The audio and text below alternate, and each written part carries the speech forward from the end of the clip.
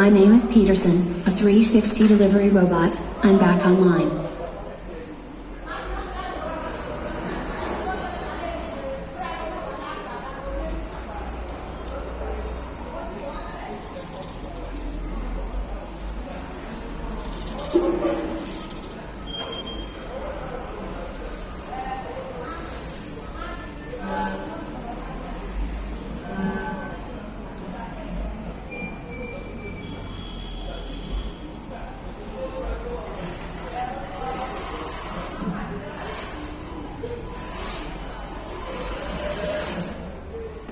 You are not allowed to open the door.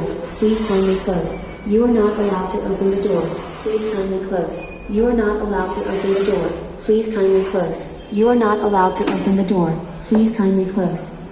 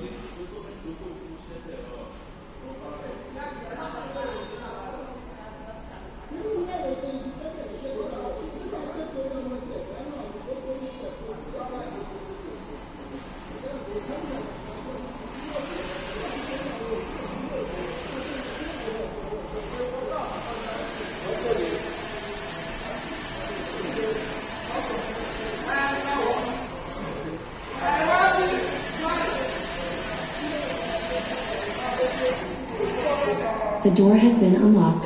Please proceed to open the door and offload your package. The door has been unlocked.